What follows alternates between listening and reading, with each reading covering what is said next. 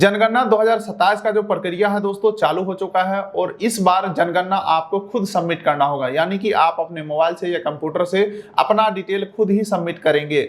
जी हाँ दोस्तों, आपके घर के एड्रेस के ऊपर कोई नहीं आएगा जनगणना फॉर्म भरने के लिए, पूछने के लिए, लिखने के लिए कुछ भी नहीं आने वाले हैं। सारा का सारा जो इस बार जनगणना का प्रोसेस है बिल्कुल ही ऑनलाइन कर दिया गया है। यहाँ पे 2 स्टेप में अपना जनगणना जो है कंप्लीट होता है। पहला, एक तो अपना सारा डिटेल को सबमिट करोगे, ठीक है, एप्लीकेशन नंबर जनरेट हो जाएगा। उसके कुछ दिन बाद आपके घर के एड्रेस के ऊपर सत्यापन के लिए, वैलिडेशन के लिए कोई भी कर्मचारी आ सकते हैं और वो बस एक बार वेरीफाई करेंगे कि जो आपने डाला है वो सही डाला है या नहीं। कहने का मतलब है अगर आपने कच्चा मकान डाला है लेकिन आपका छत का मकान है तो फिर वो वहां पे सही करेंगे वो, और जब वो सही करके चले जाते हैं तो आपका जो जनगणना है कंप्लीट हो जाता है। तो चलिए बेहतर जानकारी के लिए फिलहाल चलते हैं कंप्यूटर का स्क्रीन के ऊपर और जनगणना ऑनलाइन करने का कंप्लीट प्रोसेस देखते हैं।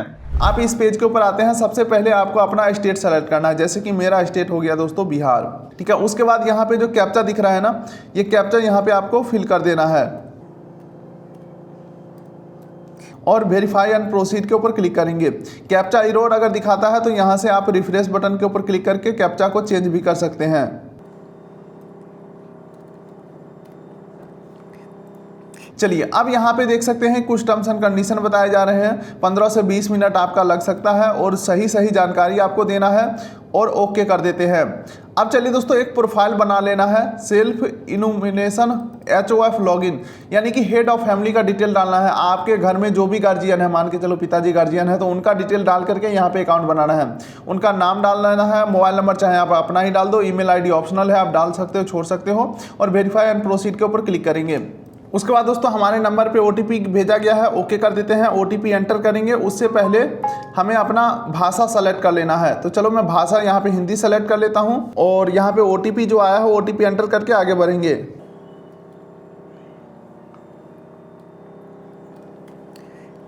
चलिए OTP मैं यहाँ पे वेरीफाई कर दे रहा हूँ। चलिए दोस्तों OTP वेरीफाई करके जैसे ही हम आगे बढ़ते हैं, सबसे पहले आपको अपना जिला सेलेक्ट कर लेना होगा, अपना आपको पिन कोड डाल देना होगा और खोजे बटन के ऊपर क्लिक करना है।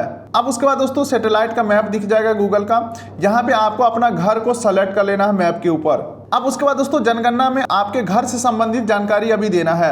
यहाँ पे सबसे पहला सवाल है कि आपका घर किस प्रकार का है, जैसे कि आपका घर मिट्टी का है, लकड़ी, बांस, पक्का, ईंट, पत्थर, सीमेंट या अन्य का ऑप्शन है, तो आप अपने हिसाब से यहाँ पे सेलेक्ट करोगे। और फिर अगला सवाल आता है जनगणना मकान के दीवार में प्रयुक्त प्रमुख सामग्री, किस प्रकार से आपका घर बना हुआ है, घास फूस का, कच्ची ईंट का, लकड़ी का या पक्की ईंट का, आप अपने हिसाब से सेलेक्ट कर लेना है। और आपका जो छत है वो किस प्रकार का है, पक्का ईंट का है या घास फूस, प्लास्टिक, आप अपने हिसाब से घर का यहाँ पे पूरा डिटेल दे देना है।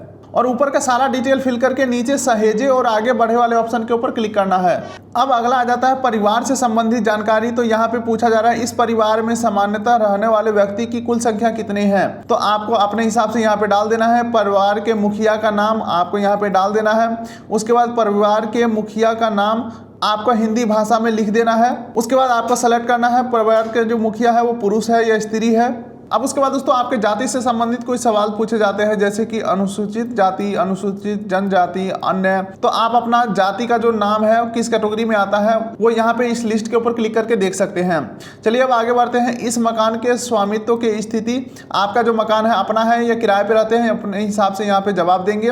रहने योग्य उपलब्ध कमरों की संख्या, यानी कि जो घर में रहते हैं उसमें कितने कमरे हैं, 1 2 3 4 5 यहाँ पे लिख देना है। और इस परिवार में रहने वाले विवाहित दंपतियों की संख्या, तो आपको यहाँ पे जवाब दे देना है और ऊपर का सारा डेटा फिल करके और आगे की तरफ सहेजे और आगे बढ़े के ऊपर नीचे क्लिक करेंगे। उसके बाद जैसे ही हम आगे बढ़ते हैं तो पेयजल का मुख्य स्रोत यहाँ पे पूछा जा रहा है, तो नल का पानी या कुआं का पानी, हैंडपंप या समरसेबुल, बोरवेल अगर है आपका तो अपने हिसाब से जवाब देना है यहाँ पे।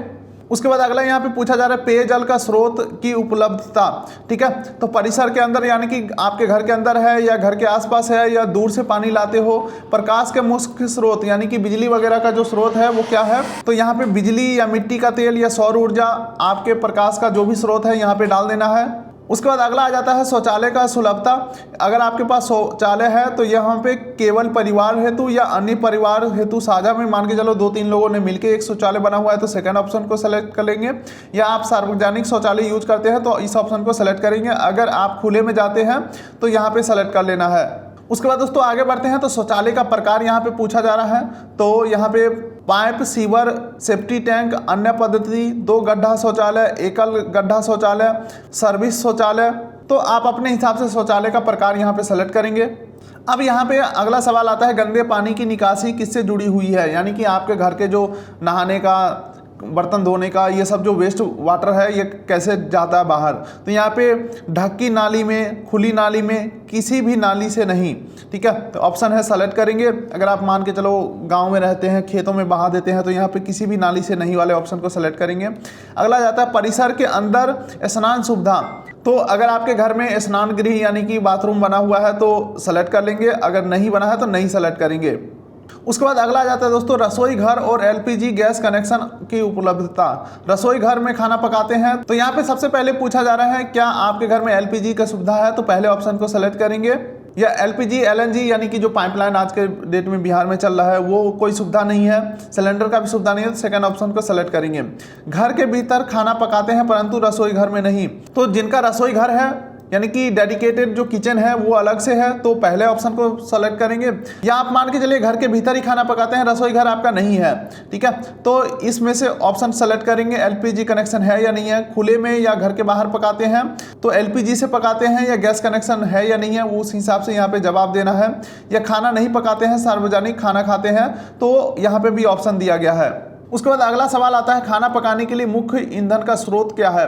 ठीक है, जलाऊ लकड़ी हो गया या फसल का अवशेष जैसे कि लकड़ी मान लो, या गोबर का जो उपला है वो, मिट्टी का तेल, एलपीजी, एलएनजी, या बिजली से बनाते हैं गोबर गैस, बायोगैस या सौर ऊर्जा से।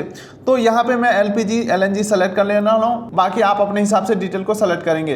तो ऊपर का सारा डिटेल फिल करके सहेजे और आगे बढ़े वाले ऑप्शन के ऊपर क्लिक कर देना है। अब उसके बाद पूछा जा रहा है आपके घर में इलेक्ट्रॉनिक सामान क्या क्या है, रेडियो या ट्रांजैक्शन है या नहीं है, सेलेक्ट करेंगे। टेलीविजन है तो दूरदर्शन, मुफ्त डिश, फ्री वाला डिश है या केबल कनेक्शन है, डीटीएच है। इसके अलावा इंटरनेट की सुविधा है या नहीं है आपके घर में, लैपटॉप कंप्यूटर है या नहीं है, मोबाइल और स्मार्टफोन है या नहीं है, केवल लैंडलाइन है या केवल मोबाइल है।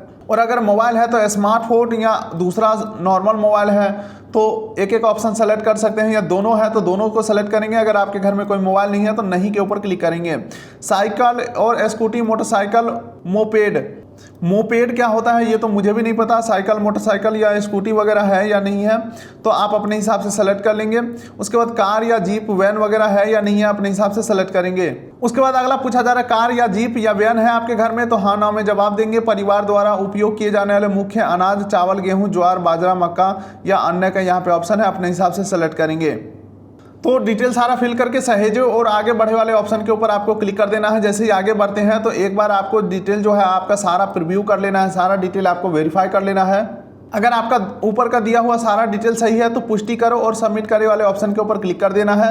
अब उसके बाद दोस्तों यहाँ पे बताया जा रहा है आपका डिटेल जो है सफलतापूर्वक सबमिट कर दिया गया है और आपके ईमेल आईडी और मोबाइल नंबर पे एप्लीकेशन नंबर भेज दिया गया है। लेकिन ध्यान देने वाली बात यह है दोस्तों, अपना एप्लीकेशन नंबर डाल करके कभी भी आप डिटेल को मॉडिफाई कर सकते हैं 1 मई 2026 से पहले। और 2 मई से आपका ये जो डिटेल है ये वेरीफाई किया जाएगा। कर्मचारी आपके घर पे आएंगे और वेरीफाई करके जाएंगे, सब कुछ सही रहा तो आपका डिटेल सबमिट कर दिया जाएगा। तो यही है दोस्तों जनगणना का कंप्लीट प्रोसेस। उम्मीद करता हूँ वीडियो आपको अच्छा लगा तो वीडियो कर दिए लाइक, चैनल कर दिए सब्सक्राइब, ताकि मिलेंगे ऐसे ही किसी अगले वीडियो में। तब तक के लिए नमस्कार।